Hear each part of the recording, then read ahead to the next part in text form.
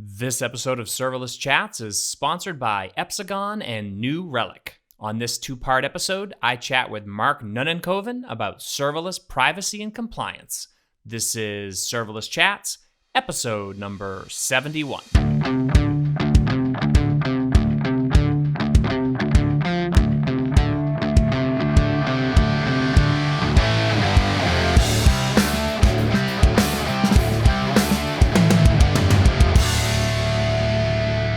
Hi everyone, I'm Jeremy Daly and this is Serverless Chats. Today I am speaking with Mark Nunnikhoven. Hey Mark, thanks for joining me. Thanks for having me, Jeremy. So you are the Vice President of Cloud Research at Trend Micro. So why don't you tell the listeners a little bit about your background and what Trend Micro is all about? Yeah, so Trend Micro is a global cybersecurity provider.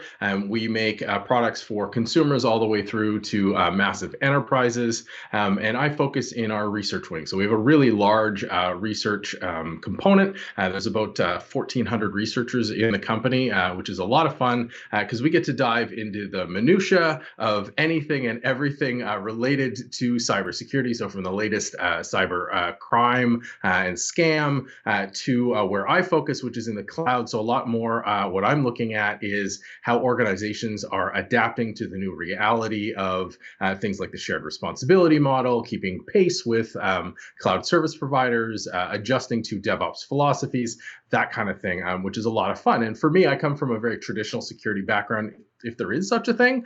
I've been at Trend for a little over 8 years. Before that, I was with the Canadian federal government for a decade, doing all sorts of different security work, a lot of nation state attacks and defense, things like that. And my background in education is actually in forensic investigation. So that, nerd in the lab on your favorite crime drama when they come up, with the burned out hard drives and are like, fix this. And somehow they do. It's all BS, but that's technically what I do. Very cool. All right, so I have wanted you on the show for a very long time because I've been following the stuff that you've been doing. I love the videos that you do, the blogs that you write. You're just out there, and I know you sort of, you're on the edge of the serverless space. I know you do a lot of stuff in the cloud as well, but you're obviously into serverless as well. And just recently I came across this impact assessment video series that you're doing. I don't know if it's a regular series or whatever, but it was really good. And you were talking about Fortnite and Apple. And I want to get into that, but really what made me think about things a little bit deeper that goes beyond just some of these surface level, I think billionaires arguing with billionaires, is this idea of privacy, right? And how important our online privacy is. And I thought it would be really interesting to talk about how serverless and privacy, since it's in the cloud, is all the stuff that you're sharing, where that kind of aligns. So let's start. First of all, why is privacy or online privacy so important? Yeah, and that's a really broad and great question.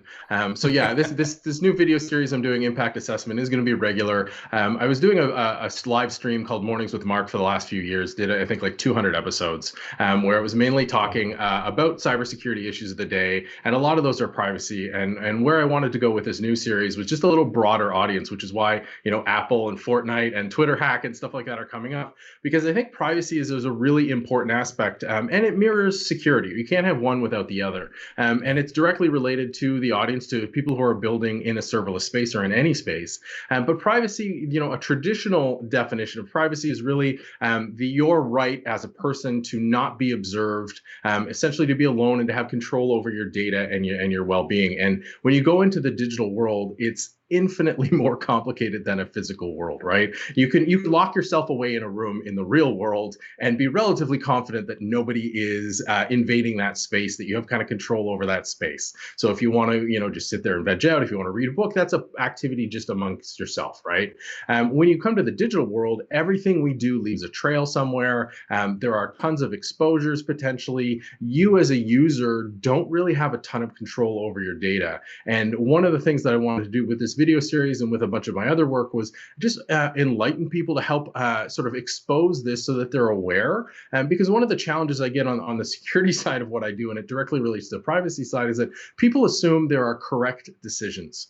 And really, the only incorrect decision is one that you are unaware that you're making. So you could make the argument that, it's okay that you're tracked everywhere on the internet. And I think you can, the trade-off you get for the free services may be correct. But if you're unaware that that is the trade-off, I think that's the problem. So that's the intention behind this video series, is to look at privacy issues, to look at some security issues, to help people just make a conscious decision instead of just being pulled along for the ride. Right. Yeah, no, I think that, and I think that that's probably something that a lot of people miss, is that people say, well, I'll sign up for Facebook and I will share every photo, every place that I visit, all my friends, all my likes, all my dislikes. And what I think people say is, oh, well, whatever, it's free. And they don't realize that they're the product. And most of that is because they are giving up so much of their privacy. And it's actually funny. This just happened the other day to me, and I didn't even realize. I knew it was coming out, but Chrome just released a new update that blocked third-party cookies if they weren't. I think you had to have like secure on and some of these other things. So no user is going to have any idea what that actually means. But what happened for something we were doing is we were loading a third-party cookie behind the scenes for something, and all of a sudden that stopped working. And so the whole flow of this like module or this modal pop-up thing completely broke. Because of that extra thing of security. And I remember way back in the days of early web development dealing with IE5 and IE6 and the browser wars, like what works on this browser and what works on that browser. Now privacy seems to be the new browser war thing that are conflating those two things. But anyway, so that's one thing. But let's go to this idea of the Fortnite and Apple thing, because I have two kids, two daughters that they've played Fortnite more this summer than I think. I don't know how anybody could play Fortnite more than that.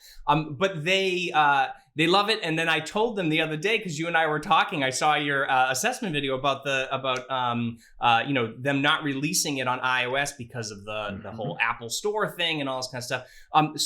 But why is it a good thing, I guess? And maybe we can talk more about Fortnite. I mean, I'm not really into it. I know you are, but I'm not really into it. But maybe we could talk more about why that review process, why that purchase process through Google Play or through the App Store. Why is that important to your security and to your privacy? Yeah, and I thought this was really interesting. So I got into Fortnite a couple years ago when I did a piece on it for my regular radio column here in Canada, and I thought it was interesting because it's a microtransaction model game, so it's always taking a lot of money from people, but not to win the game. It's purely cosmetic, and I thought that in general, especially as a parent myself, I thought that was a really positive thing, because it wasn't like a bunch of these games where you need to pay to actually have a realistic chance at winning. The only thing you're paying for in Fortnite is to make things look different. There's no performance difference. Right. And since that, then, there was this great Saturday Night Live sketch a couple years back on Fortnite where, this character Adam Driver was playing was solely there to learn how to be better than the stepfather, to show off to the kids. And I always think like that's me, even though, just trying to be cool to the kids. But I do play it regular. And I thought it was interesting, being pulled up in this drama, because most of the drama between Epic and Apple and Google somewhat right now is related around the business side, because the Apple policy, and Google's the exact same, but we'll just use Apple because it's more prominent right now. The policy basically says, as a condition of being in the App Store, you need to follow a whole bunch of these rules. And the rules that Epic is calling out is the one around transactions. And it says basically, if you're taking money through the app, so directly through the app, Apple gets a 30% cut. That's their fee as a middleman for bringing you customers. And as a part of that, Apple will facilitate the transaction. So for Apple users, you're well familiar with this. For Android users, it's similar. But that's why you can use Face ID to authorize a transaction through Apple Pay. And you don't actually have to enter in new passwords. You don't have to give them your credit card information. All of that stuff is handled by Apple as a proxy for those businesses. And so Epic they make north of 300 million a month from Fortnite. And they said, you know what, 30% of the chunk we make from mobile, which is north of 100 million, is too much. So they are contesting that, and they actually have plans, and in their legal filings are saying, we're not going for the money. We want the right to be our own app store. So there's a really interesting business case there, and they're really petty and low blows, which is fascinating and fun to watch from the outside. But I did a video in the assessment around what do we actually get from a security and privacy perspective? Because everybody's saying like, oh, 30% is a huge amount, even though it's not uncommon in the retail space or in other business transactions. But there's a lot of stuff that goes on behind the scenes, and that's really beneficial to us. So when you submit as a developer, Apple makes sure that there's no obvious malware. Though this week there was a case where they actually approved malware, which is 1 out of 8 years of App Store, which is not bad. Right. They look for malware. They look for using undocumented APIs, which could create vulnerabilities.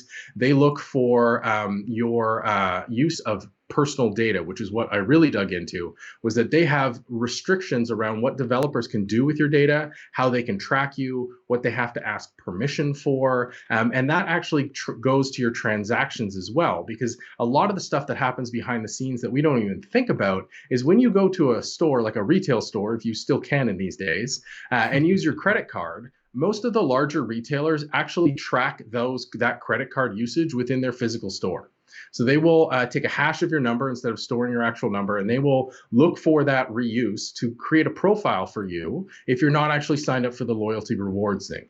Same thing happens online. So not only is the money important, but the more having someone between you and your customer means you can't track them as much. So from a business perspective, they're saying, I want the data to be able to track Jeremy and Mark more accurately. But as a user, we want Apple or Google in between us. Apple definitely more so than Google, given the business models, because they're that blocker. They're preventing us from having our privacy unknowingly breached, in that people are tracking our transactions online. And that's part of the big thing we get through the App Store. Yeah, no, and I think that having that broker in between is another major thing that dramatically helps with privacy, just from a or not only privacy, but I guess security as well. I mean, I never use anything but PayPal on most sites that are not Amazon.com, right? So because I don't trust some little site. I mean, actually, the funny thing is, I just bought something that it was from one of those, what's that, the store there, my mind is drawing a blank here, but the Shopify, right? It was a Shopify store. And essentially Shopify says, yeah, anybody can build a store. Like I don't even think they check. And I may be wrong on that, so I apologize if that's wrong, but it seems like it, because there's a lot of stories of Shopify scams. And there was this thing listed, and it was actually a pool it was one of those Intex pools, those temporary pool things. Yeah. We just needed something. You couldn't buy them anywhere unless it was like, thousands of dollars, which was crazy. So I saw this deal and I'm like, I'm going to buy it, but I know it's a scam. I'm almost 100% sure it's a scam, but I used PayPal, and I knew that the worst case scenario was I'd have to send a few emails back and forth, and I'd get my money back. It turned out to be a scam. But if I had given that person my credit card number, who even knows if that credit card number would have went to a valid processor, or if it would have been routed through some third party thing, or it would have had thousands of dollars of transactions across, the dark web or whatever. So I do think that there is a tremendous amount of added benefit to having that middleman protect your privacy. Yeah, and that's an interesting example. And I'm sorry that you got scammed, and I understand, especially in these times, trying to get those items in, because at the start of the pandemic, it was like basketball nets, trampolines, bikes, like you couldn't get this stuff, right?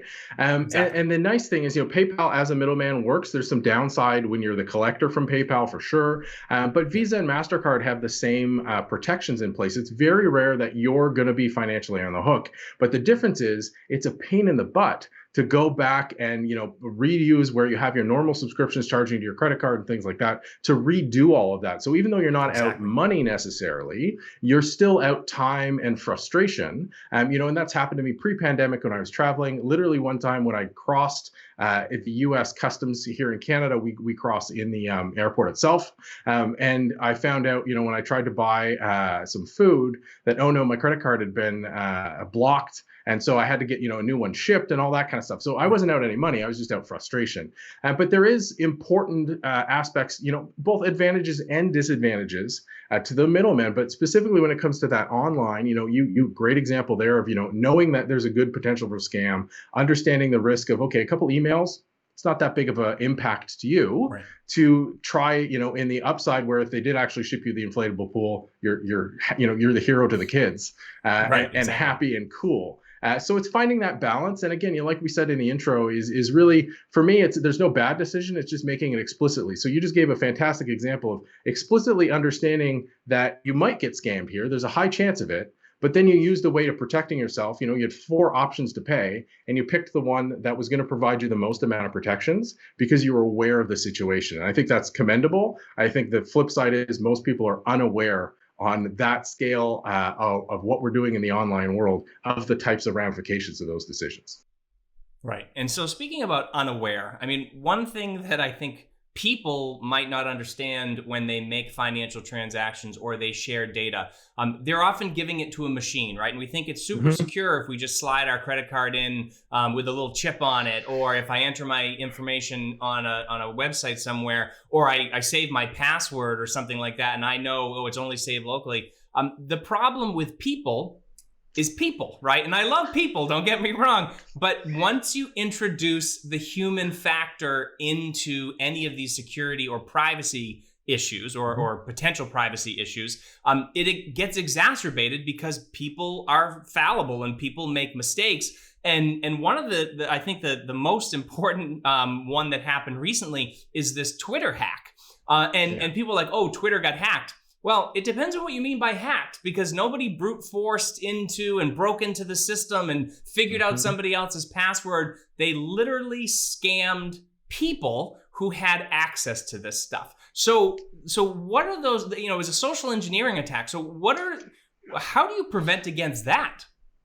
Yeah, and this is the challenge. And so one of the things, for those of people who look into sort of the history of my work, I'm always feel like I'm an outlier, because a popular sort of feeling in the security community is what you just said to the extreme, that the users are a problem. Everything would be great if we didn't have users.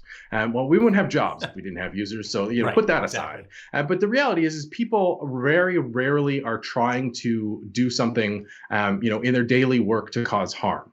So criminals, obviously, that's their daily work. They are trying to cause harm.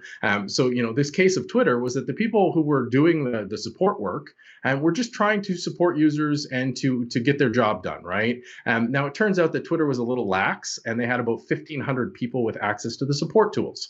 But if you step back for a second and go, okay, ignore the hack. It totally makes sense if you're running a service that supports 330 million people, that you as a business are going to need some tools to be able to reset passwords, to adjust email addresses, to give people access back to their accounts, because someone's going to forget their password and not have access to the email that they signed up with legitimately. They're going to, change phone numbers so they don't have the SMS backup. Like, stuff happens, especially when you have 300 million plus users. So to build a tool to help you deliver better customer service, 100% makes sense. The problem in this case, as you pointed out, is that it was also a vulnerability because the controls around it, the process around it was a little too lax. These cyber criminals didn't do any crazy hack. And I think if there's one fallacy on the security side of things, it's that. And it's partially because of all the TV and movies, which makes for great TV and movies. But very rarely do big names hacks actually use anything remotely resembling state-of-the-art hacking. 9 times out of 10, it's a phishing email. Actually, 92% of all malware infections start with a phishing email because they work. They're super easy to send and to confuse people. I always remember a talk from Adrienne Porter-Felt, who's at Google. She was in the Chrome team at the time, and they'd done a massive 1 million+ person study. And it basically, the key result was nobody reads security prompts. So it doesn't matter what you prompt the user, they're just going to click OK. Which is frustrating because you're trying to educate them and move forward. So with the Twitter thing, it was just a social engineering attack. They got some extra access by basically just tricking a support employee, which then got them access into the Slack channel to make the support team's lives easier. They had some credentials posted that said like, hey, to get into the big super tool, here's the login, here's the URL. Which I mean, you totally understand working with a team that you drop stuff in Slack like that all the time because the assumption is you're in a private room, right? And in this case, that wasn't it. And thankfully, it was a very visible hack, so it got shut down very, very quickly.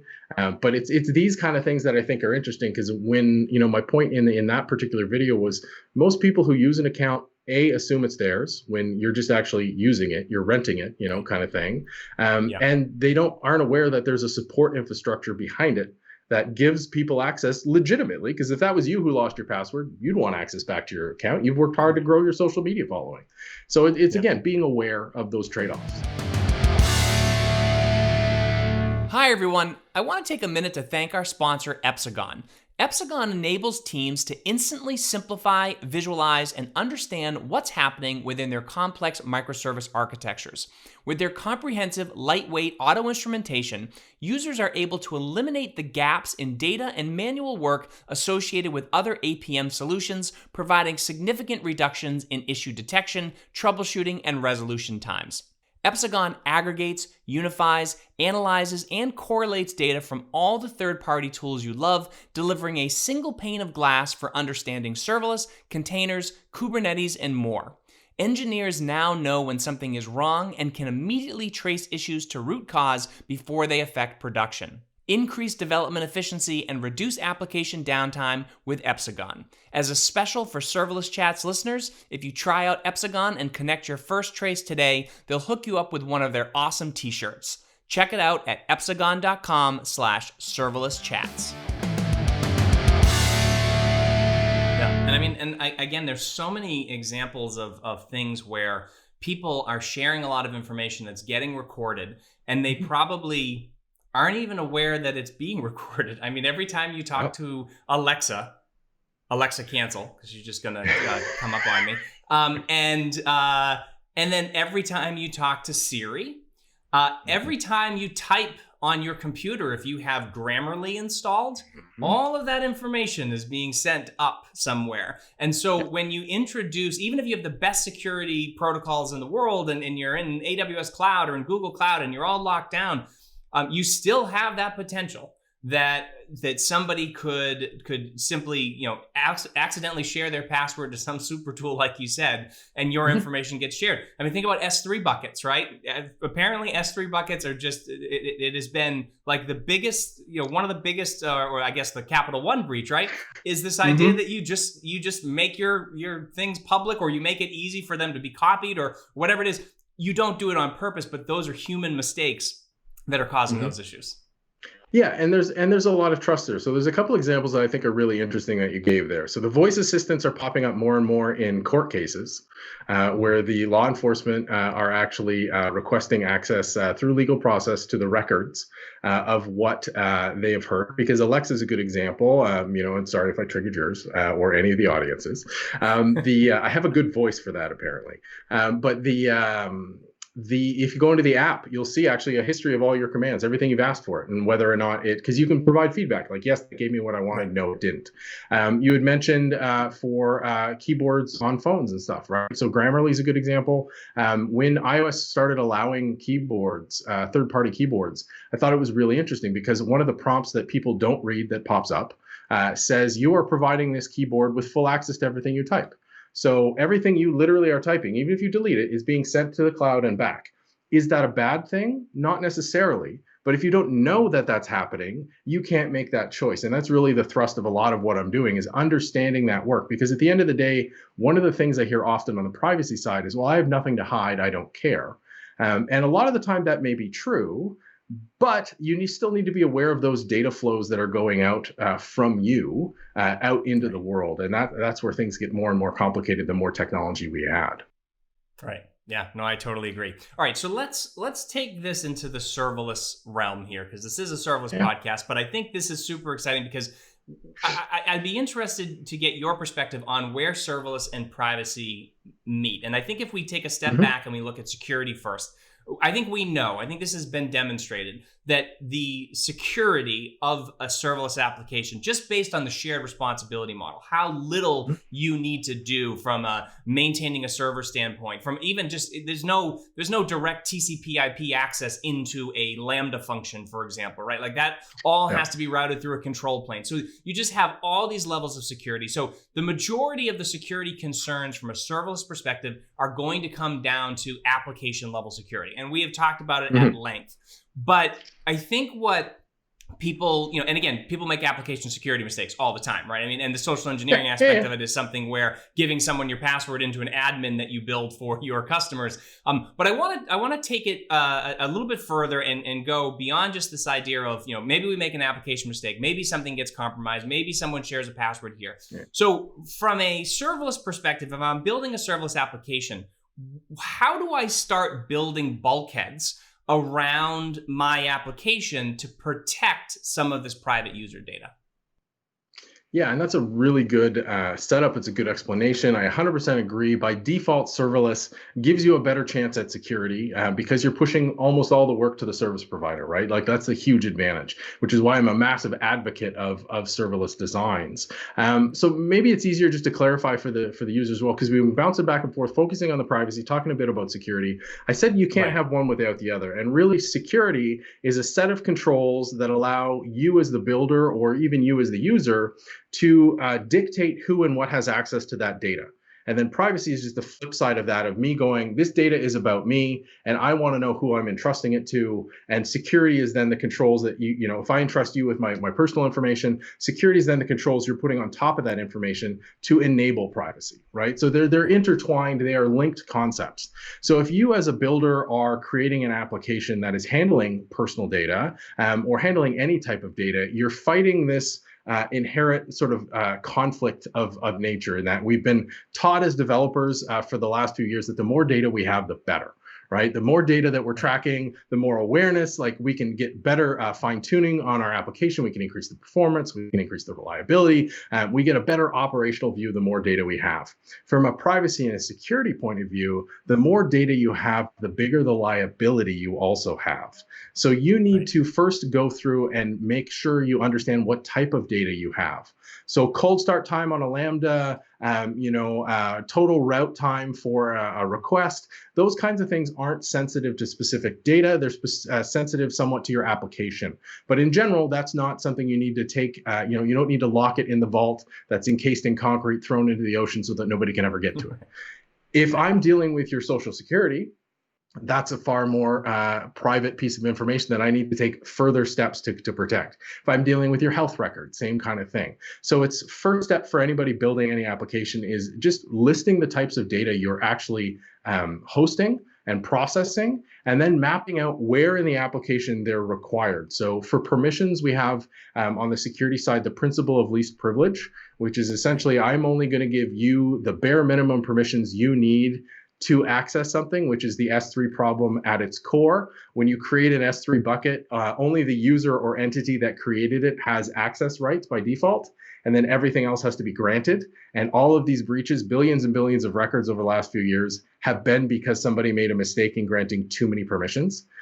So understanding, what the data is and where it actually needs to flow, and saying, this health information isn't going to flow to the standard logs. Right? We're going to keep it in a Dynamo database, and that Dynamo database, like in that table, is going to be encrypted with this KMS key, and it's actually going to break our single table design because this information is sensitive enough to merit its own table, because I don't want to take the risk of encrypting column by column, because I think I might mess that up. So I'm going to just separate it completely to make it a logical separation to make it easier. So really, it's step one is mapping that out and then restricting the breadth of that data or where that data touches. And that does a huge amount of effort, like a huge amount of the work to maintain privacy right there.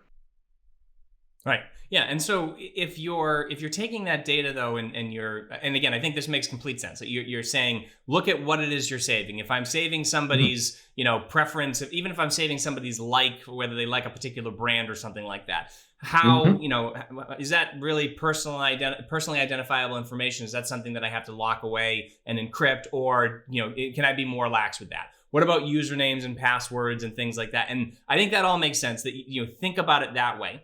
But I think where I'm curious where this goes is you only have so much control over that data if you are saving it in DynamoDB, right? If you are capturing it through CloudWatch logs because it's coming in, and maybe it's coming in and it's not encrypted. I mean, even though you are using an SSL or TLS, you come through and it, and the information is encrypted from the user's computer or their browser into the inner workings of AWS, for example. Then once it gets into that Lambda function, that's all decoded. That's all unencrypted, right? That's all ready for you to do whatever you need to do. So then you need to take that and put that into a database or send that off somewhere or call an API or any of these other things.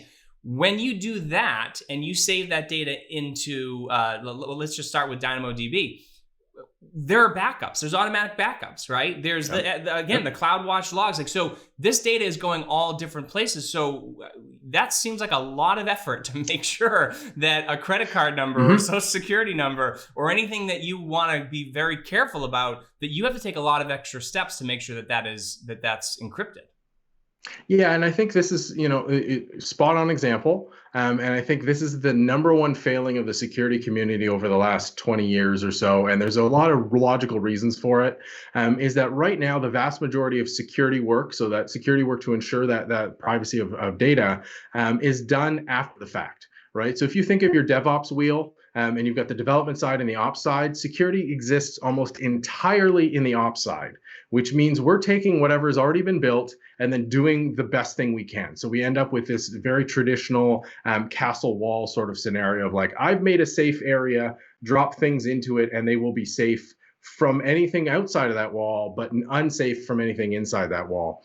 And, that's had mixed results, I think, is a generous way of saying it. And realistically, if you think of security as really a software quality issue, and we know, you're not going to do testing only in production. You're going to do testing early stages. You're going to have unit tests. You're going to have integration tests. You're going to have deployment and functionality tests. You're going to do blue-green deployments to make sure that things are running before they hit prod. There's a whole bunch of testing we do as builders before we get to actually interacting with users. We need the same thing from security, because what you just mentioned is a lot if you're thinking about it once you've designed the solution. But if you're designing the solution with those questions in your mind as you're going forward, it's actually not a lot of additional effort to map out these security things as you're sitting there. So if we're starting up a new application, me and you, we're doing Jer and Mark's super cool app, right? And we go, okay, we're going to start logging in users. Well, we look at that and go, well, at the bare minimum, we have a username and a password. So we're going to have to do something with that. We need to know what that flow is. So maybe we're going to loop in something like Cognito. Maybe we go, you know what, Cognito is not quite where we need it to be. So we're going to go to a third-party Auth0. So now we're outside of, if we were building it in AWS, now we're outside of our cloud into a third party with a whole different set of permission sets. But if we're designing that from day one, we can map that out and go, okay, we know we get TLS from the browser to Auth0. We know that TLS doesn't actually guarantee we're talking to Auth0. It just guarantees that a communication is secure in transit from A to B. It doesn't tell you who A or B are, which is a mistake a lot of people make. But then we go, okay, we're going to Auth0. Fine, we got a secure connection from the user there. We verify who that user is from Auth0.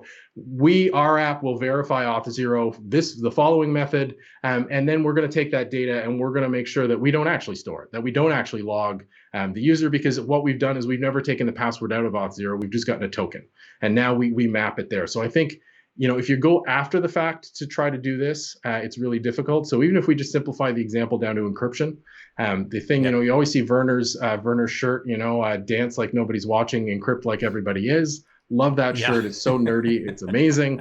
But if you take an existing application and say, okay, we're going to go encrypt everything in transit and at rest, that's an annoying, massive project that has no direct visible benefit to the customer. It's really hard to get those things past the product manager, because you're like, hey, I want to take, 4 sprints to do this work that will save us potentially if something may happen bad.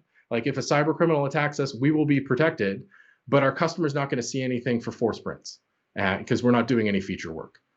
That's a hard sell. Whereas when you're designing that out of gate one and you say, I'm just going to add a parameter and it's going to encrypt everything in transit, and I'm going to add a KMS parameter to the Lambda and everything's going to be encrypted at rest. That took 5 minutes and we're done. Nobody's going to bat an eye and you get the same end result. So it's really about planning ahead, I think. Yeah, well, I think security first. I mean, I think that's the first thing. Just with the cloud and so many of these problems that happen from breaches that are, again, not necessarily a vulnerability of the cloud. It's just more of these social engineering things. That, again, thinking about security right off the bat is a huge thing. And I guess here's another thing. And I know that like DynamoDB, for example, you can do encryption at rest, right? And that things like SQS and SNS, I think those have encryption in transit as well. And right, so there's a lot of that security built in. But again, all of those really great tools that the cloud provides and the encryption and whatever else, that goes away the second you build an admin utility that someone can log into and just query that data, right? Yep. So So what do you need to do around that? Like what should you be thinking in terms of, I mean, are there multiple layers? Should we thinking, you always hear things like tier 1, tier 2 support, things like that. Are those levels of access that they have to your private data? Like where would you, or how would you approach that when you're building a new application? Yeah, and the tiering system, as frustrating as it is for a lot of users, a lot of it does have that. It's about reducing the, if we use the AWS term, it's about reducing the blast radius. You don't want everyone in support to be able to blow up everything. And if you look at the Twitter hack was actually an interesting example. Somebody raised the question and said, why didn't the president's account get hacked? Why wasn't it used as part of this? And because it has additional protections around it.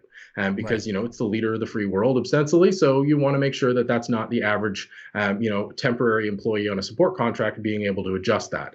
So the tiering actually is a strong play, but also understanding, that the defense in depth is something we talk about a lot in security, and it gets kind of a bad rap, but essentially it means don't put all your eggs in one basket. So don't use one control to stop just one thing.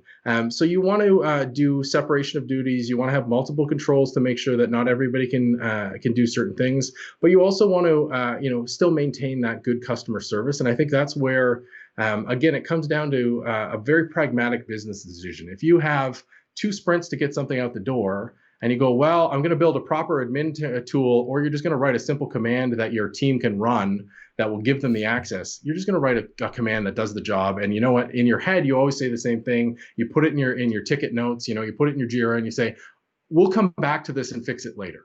Later never happens. So most admin tools are this hack collection of stuff just to get the job done. And I totally get it from a business perspective. It makes sense. You need to go that route. But from a security and privacy perspective, you need to really think holistically. And I think this is a question I get asked often. Actually, somebody just asked me this on my YouTube channel the other day. They said, I'm looking for a cybersecurity degree and I can't find one. All I can find is information security. What's the deal? And I said, well, actually, what you're looking for is information security. In the industry, and especially in the vendor space, we talk cybersecurity because that's typically the system security. So locking down your laptop, locking down your tablet, locking down your Lambda function, that's cybersecurity because we're taking some sort of cyber thing and applying security controls to it. Information security as an academic study, as a field of study in general, is looking at the flow of information as it transits through systems. Well, part of those systems are people, are the wetware, right? Or the fact that people print it out and go, and this is a big challenge with the work from home, as you said, well, like your home environment isn't necessarily secure. And you said, well, yeah, it has different risk models, but the fact that I can connect into my corporate system and download a bunch of stuff and then print it, that's information that still needs to be protected. So I think if you think information security, you tend to start to include these people and go, wait a minute, Joe from support, we're paying him, $15 an hour, but he's got a mountain of student debt. He's never going to get out of it. That's a vulnerability that we need to address, not from locking it down, but like help that person out and make them feel included, make them feel, as part of the team so that they're not a risk when a cyber criminal rolls up with some cash and says, hey, give me access to the support tools. Right. Yeah. Hi, everyone. I want to take a minute to talk about New Relic. I know, when it comes to things like observability and tracing, you're probably thinking I should talk about Datadog, Prometheus, or even OpenTelemetry. And a few months ago, I would have totally agreed with you. But New Relic did something a little out there. They literally reworked everything. They've actually been listening when people talk about blind spots, being stuck with a dozen different tools, or getting hit with hidden costs. So first, they went open source, making it so that you can actually instrument whatever you need. Then, they made it so you can monitor your whole entire stack in one place, including your serverless workloads. You can use telemetry data from any source for ridiculously cheap, and there's just one UI with all the tools you need. Plus, they've completely changed their pricing to a consumption-based model so that you can easily predict your bill. Now, I love this pricing model because it scales as my cloud applications scale, just like with serverless. And best of all, there's a perpetual free tier with 1 user and 100 gigabytes per month, totally free. You can try it and make sure it works for you before it costs you anything. So if you want observability made simple, New Relic is definitely worth another look. Check out their platform at newrelic.com. And the other thing, too, when you're talking about, I guess, people having access to things, one is having access to data, right? And so if you have an admin account that can create other accounts, right, and you get into the admin account, or the admin account does everything, for example, that's really hard to, really hard to prevent against if you let that go, right? But there's another vulnerability with admin accounts, especially when it comes to the cloud, is anytime somebody has access to like a production environment, right? So with AWS, if people are familiar, and I'm sure this is true with all the other cloud providers, I mean, you have multiple logins. They're called roles in AWS, and you can grant access to certain things. And the easiest thing to do is when someone's like, "Hey, I can't mess with that VPC," or "I'm trying to change something here. I'm trying to do that." All right, fine. I'll just give you admin access, right? So admin access gives you everything except for billing access for some reason, but it gives you everything in the AWS cloud. And I'm not saying, you need that. Somebody needs to have admin access at some point. But when you're writing code that could potentially expose data by maybe having a vulnerability in an admin tool or just giving too much control in an admin tool, there needs to be a process that separates out the development environments, the staging environments, and then that production environment where all that actual sort of production user data is going to go. So I always look at this as like and maybe people don't think about it this way, but to me, CI/CD, having a really good, whether it's Git flow or something like that, that has controls in place where there are very, very, very few people who have keys to that main production account. Everything else is handled through some sort of workflow with approval processes and things like that. And to me, that is like the staple of saying you want a secure environment, you have to set up CI/CD. Yes, 100%. So my general rule of thumb is nobody should ever touch production. Systems should touch production. And so the pushback I get on that a lot, especially for people who are still in virtual machines or instances, are like, well, no, I need to get data off of there. You should have a system that pulls data out and logs it centrally so you can analyze, because if you need to make a change, you push it through the pipeline, because not only is that better for security, that's better for development as a practice in general. Because, so for those of you who are watching this episode, you can see how much gray and white is in my beard. For those of you just listening, think like Santa levels of white. And I've been doing this a long time, and inevitably, I used to be a keyboard jockey doing the Saturday night maintenance windows for nationwide networks, and you're typing the same thing into system after system after system. You had your checklist, you did everything you possibly could to prevent yourself from making a mistake. You still ended up making at least 2 mistakes per change window, per Saturday night, because it's late night. You already worked all week. You're only human. Right. Mistakes happen. And enforcing consistency through a CI/CD pipeline not only gives you the security benefits, but it gives you the reliability that if a mistake did happen, it's the same mistake consistently across everything, which means you can fix it a lot easier. It's not that there was a different typo in every system. There's the same thing on every system, so you can roll forward. And that's an absolutely critical thing to do, because a lot of the time people see security as this extra step you need to take, as this conflicting thing that's going to slow you down.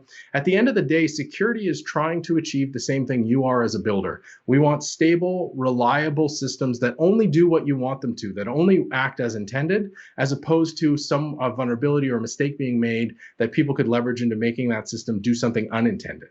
And that, CI/CD pipeline is absolutely critical.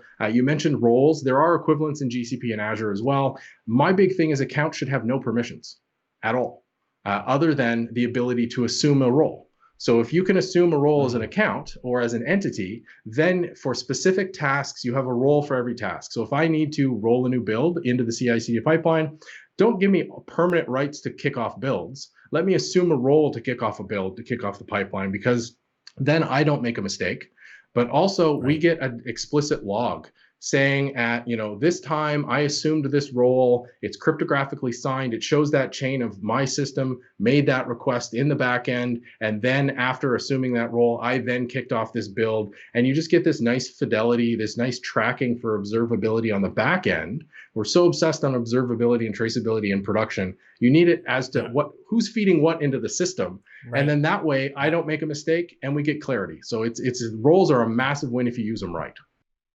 Yeah, and I think things like CloudTrail and some of the other tools that are built into AWS, I'm sure a lot of people aren't looking at them, but they should be. The other thing, it's funny you mentioned this idea of doing late night support. So I think we've all been there. I mean, if if you're as old as us, I have as much gray as you do. And it just, I try to hide it a little bit, but I remember doing that as well. And I still have some EC2 instances that I have to deal with every now and then.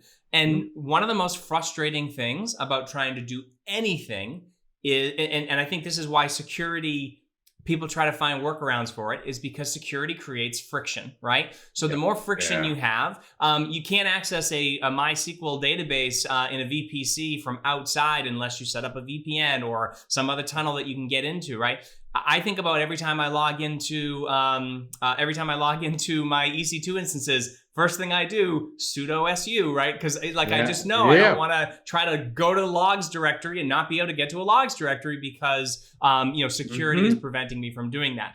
And so again, being able to have ways in which it's almost like people have to build those additional tools, right? So you mentioned only machines should be touching these things or systems should be interacting with it, but those are systems that somebody has to set up. Those are systems that somebody has to understand, right? So again, I totally agree with you. I'm 100% with you. It's just one of those things where it's like these tools are not quite as, they're not quite as prominent, or they don't seem quite as prominent as some of these other workflow tools are. Again, like even CI/CD, you could build a whole bunch of security measures into CI/CD, but I think people just don't.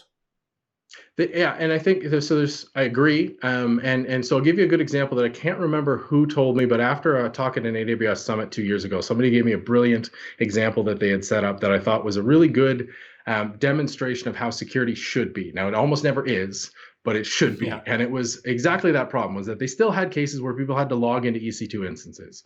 And they were trying to figure it out. They knew they couldn't just say no. So what this team had set up was a very simple little ping, little automation loop that as soon as somebody logged in, somebody SSH'd into an EC2 instance, CloudWatch logs would pick it up. It would fire off a Lambda, and it would send a Slack message to that user. And it would provide a button, and it would say, Jeremy, was this you logging into EC2 instance ID, blah, blah, blah? Yes or no? And if you hit yes, it would then provide a second little message that said just like, hey, we're trying to cut down on this.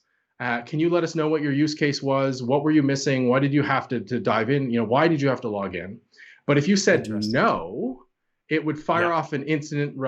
It would kick off the incident response process because somebody logged in as you and it wasn't you. And I thought that was a really good example of saying, like, look, we know we want to be here. We can't get there yet. So we're going to take a nice little friction-free response of, instead of sending out the standard survey to everybody and be like, how many EC2 instances do you log into? And nobody cares, but catch them in the moment. And I think, further to the bigger question of, yes, somebody has to build those tools.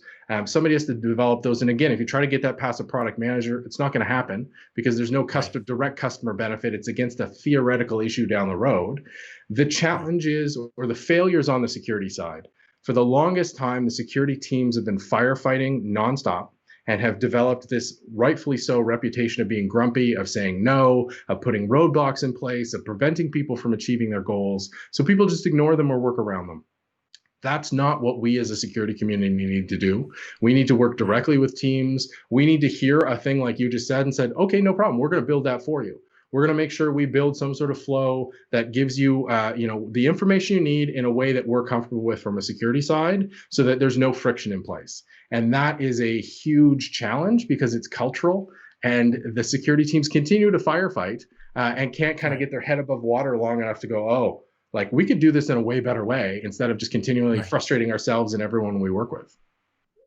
Right. Yeah. And I mean, the idea of being proactive versus reactive would be very nice. I know every time you get that thing where you're like, okay, something is not right, you can hear everybody in the IT or everybody, all the developers just sigh at once because you're like, oh, this is going to be a long night. We're going to figure out what exactly is happening here. Exactly. All right. So let's go back to privacy for a second, or maybe for more than a second. The thing that I think another piece of this that is important is we are saving data into somebody else's systems. All right. We mentioned DynamoDB, we mentioned, SQS, and some of these things are encrypted, and that's great. But you've got GCP, you've got Tencent, you've got Alibaba, you've got Microsoft Azure, you've got Auth0, right? So you're saving data, personal data, into other people's systems. So I guess sort of where my question is is from a privacy standpoint, I can put all these controls in place and I can say, oh yeah, I've done all my tiering. I have all the security workflows. I've got CI/CD set up. My admins are locked down and I know whatever. But where does your responsibility as a developer start and end when it comes to privacy when it's being saved on somebody else's system? Yeah, and that's a very good question, because there are legal responsibilities and then there's the right thing, quote unquote, for Right. various definitions of the right thing. I think most users' expectation is that they have a modicum of control over their data. Now, the interesting thing here is we start to get into a little international differences. So people who've been listening, to the episode so far have probably figured out that I'm Canadian by my accent. And Canada has a very strong privacy regulation. We're not quite as strong as the EU. I did not say tell us about yourself though. Which is fair. But I mean, so the Canadian perspective, we have a legal framework and a different expectation. The European expectation is completely different. The outlier when it comes to privacy is actually the United States. Now, the interesting thing is the United States is also the generator and the creator of the vast majority of the technology that the rest of us use. So when we look at the legal requirements, there's different things. When we look at what you should be doing and what the expectation is, it really comes down to cultural. So what a European citizen would expect to happen with their data is very different than somebody in the United States, because there is a cultural and a legal expectation in the EU for their data to be treated very, very differently. So the generic answer is, when you're building out serverless applications specifically, you need to make sure that whatever level of data you're dealing with, the service that you're leveraging can support the controls you want around that data. So if we look at PCI, which is the payment card industry framework, there is a legal requirement if you're taking credit cards to have certain security controls in place. You need to be PCI certified, which is why a lot of smaller businesses just go to a provider. But bigger businesses, it's worth your time to set yourself up like this. There are legal requirements for the controls around it, which means if you're building in a serverless design, regardless of the cloud you're using, the aspects of your design that are processing payment cards, so processing MasterCard, Visa, Amex, need to be on services that are also PCI certified. So you can't achieve the certification if the service you're building on isn't also certified. So there's that aspect of it in general that you need to sort of go with that compliance. But it's really tricky, because it comes down to what do you want to do versus what do you need to do. And that's sort of, it's a difficult thing to respond to, because sometimes there's very real legal penalties for not complying. But the good news is from the serverless aspect is that the shared responsibility says that you're always responsible for two things: configuring the services you use, right? So all the providers give you little knobs and dials that you can change, so you can encrypt or not encrypt, you can, optimize for this or that. You need to understand and configure that service, but you are always responsible for your data. Always. There is at no point do you cede responsibility for your data.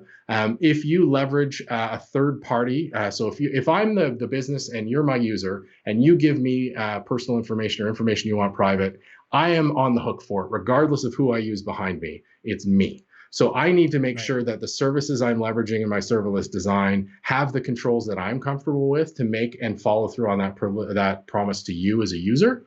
And that changes, but it's always you. And you need to verify as a builder that you're leveraging services that meet your needs.